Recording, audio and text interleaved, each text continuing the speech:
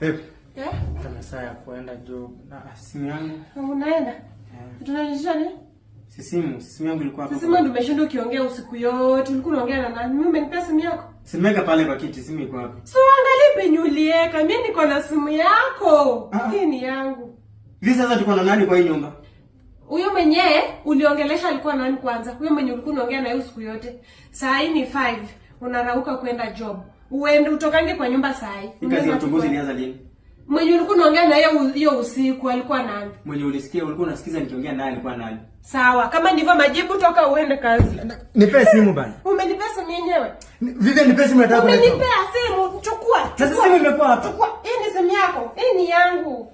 Okay, unataka kunipea simu? Mimi niko na simu yako. Ama unadhani nini? Unajaribu kufunga